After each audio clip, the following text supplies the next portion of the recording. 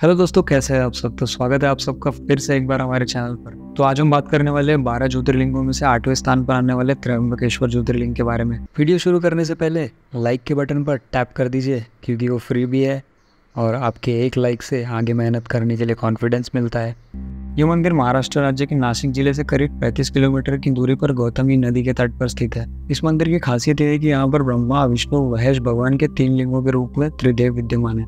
इसके अलावा इस मंदिर के पास में 3 पर्वत है जो कि ब्रह्मगिरी पर्वत, नीलगिरी पर्वत और गंगाधार पर्वत है। आइए जानते हैं त्र्यंबकेश्वर ज्योतिर्लिंग महादेव के कुछ रहस्य और इससे जुड़ी पौराणिक कथाओं के बारे में। इस प्रसिद्ध मंदिर का निर्माण नाना साहेब पेशवा ने करवाया था। कहा जाता है कि त्र्यंबकेश्वर मंदिर का निर्माण काले पत्थरों से किया गया है। इस मंदिर का निर्माण कार्य बहुत ही अद्भुत, आकर्षित और अनोखी है। इस मंदिर के गर्भगृह में देखने के पश्चात सिर्फ एक आँख ही दिखाई देती है, ना कि लिंग। यदि ध्यानपूर्वक देखा जाए तो 1 इंच के 3 लिंग दिखाई देते हैं जिसे त्रिदेव लिंग कहा जाता है, जो ब्रह्मा, विष्णु, महेश का अवतार माना जाता है। चलिए अब जानते हैं त्र्यंबकेश्वर ज्योतिर्लिंग को लेकर कुछ हिंदू मान्यताओं के बारे में।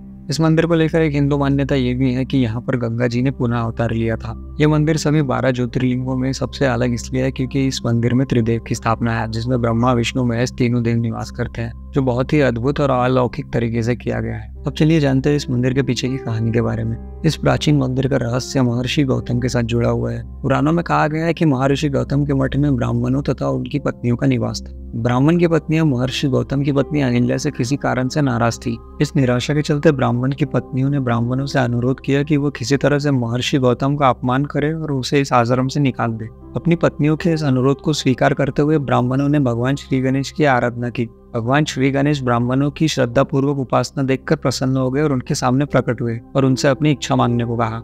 भगवान श्री गणेश से वर मांगने की बात सुनकर सभी ब्राह्मणों ने कहा कि यदि वह उनकी उपासना से सच में प्रसन्न हुए तो वह उनकी महर्षि गौतम का अपमान करके उन्हें आश्रम से बाहर निकालने की इच्छा को पूर्ण करे। भगवान श्री गणेश ने ब्राह्मणों की यह इच्छा सुनकर उन्हें समझाने का बहुत प्रयास किया, लेकिन ब्राह्मण अपनी पत्नियों के कहे अनुसार अपने विचार से पीछे हटने को तैयार नहीं थे।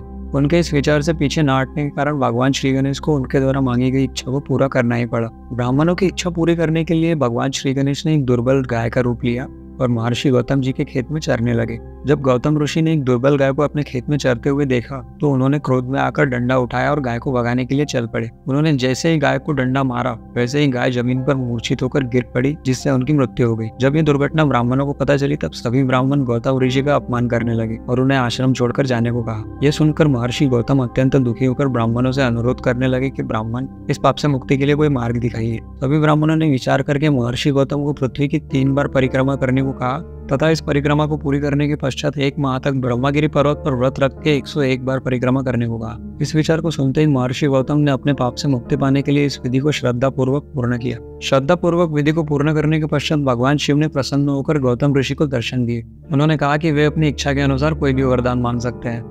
गौतम ऋषि ने अपना वरदान मांगा कि वे उस गाय की हत्या के लिए पाप मुक्त होना चाहते हैं। ये वाक्य सुनते ही शिव जी ने कहा कि वो कोई पाप नहीं था। शिव जी ने गौतम ऋषि को पूरी बात बताई कि किस तरह से ब्राह्मणों द्वारा मांगे जाने पर श्री गणेश जी ने ऐसा किया था, जिसके लिए शिव जी कहते हैं कि वह ब्राह्मणों को दंड देना चाहते हैं। तो महर्षि गौतम ने भगवान शिव जी से अनुरोध किया कि वो ऐसा ना करे, क्योंकि ब्राह्मणों के कारण ही मुझे आपके दर्शन हुए। वहाँ उपस्थित सभी ऋषि मुनि और देवताओं ने महर्षि गौतम का समर्थन किया। भगवान शिव जी ने उस स्थान पर सदा के लिए विराजित होने की इच्छा जाहिर की, जिसके पश्चात वह स्थान शिव शंभु महादेव 10वें ज्योतिर्लिंग त्र्यंबकेश्वर के नाम से प्रसिद्ध है। तो पुराणों के अनुसार ये थी कहानी त्र्यंबकेश्वर ज्योतिर्लिंग के पीछे की। आने वाले वीडियो में हम लोग जानेंगे वैद्यनाथ ज्योतिर्लिंग के बारे में। तो अगली वीडियो देखने के लिए बने रहिए हमारे साथ। तब तक के लिए जय भोलेनाथ।